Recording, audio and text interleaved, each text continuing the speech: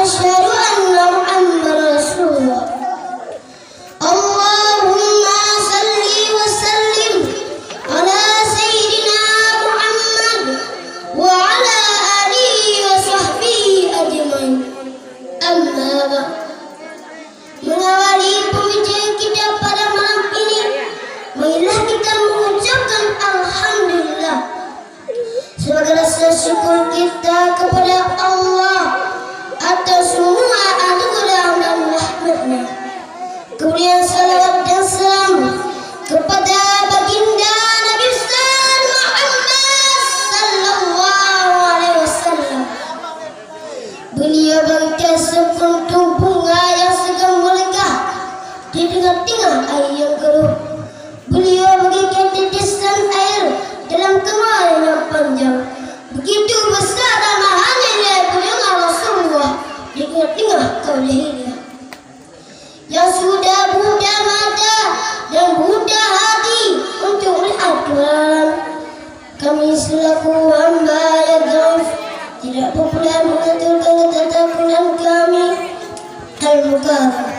Walidi kita bersama selaku pimpinan pesantren Darul Adil beserta keluarga beliau yang terhormat, kepada seluruh dan guru yang telah mendidik kami siang maupun malam, yang terhormat kepada seluruh dewan juri yang sedang melaksanakan tugasnya masing-masing, yang terhormat kepada seluruh kaum muslimin dan muslimat yang telah hadir untuk berbagi, dan yang terseluruh sekali kepada pengacara pada malam ini yang telah memanggil nama kami guna dan maksud hanya untuk mengumpaskan satu serangan yang bertema birrul walidain.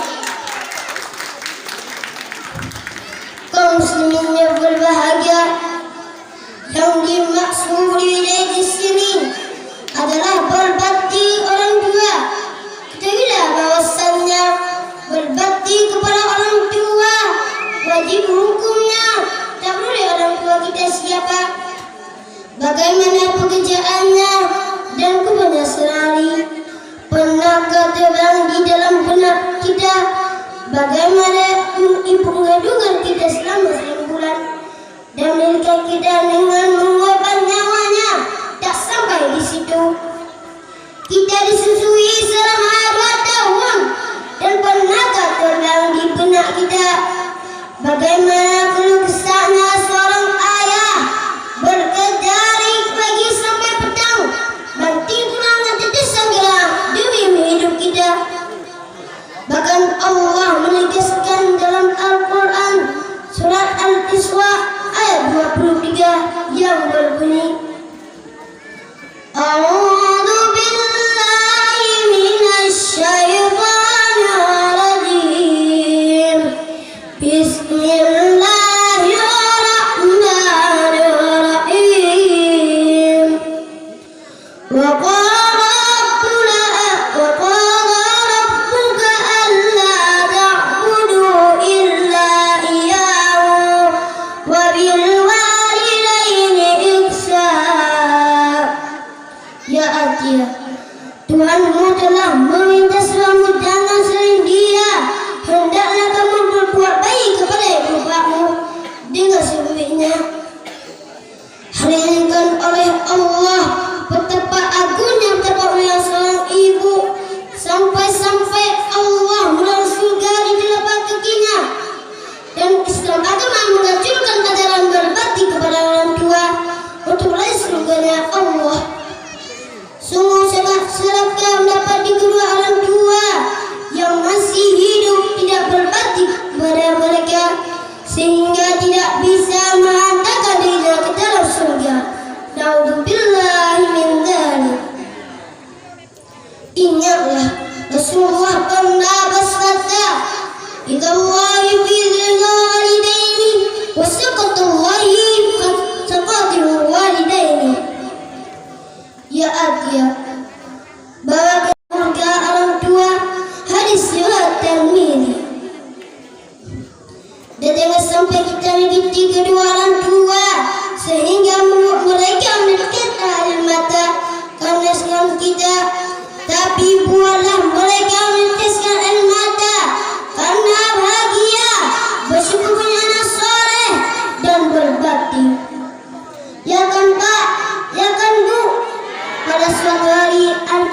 sahabat Rasul datang kepada Rasulullah dan bertanya, "Ya Rasul, siapakah yang harus kita hormati di muka bumi ini?"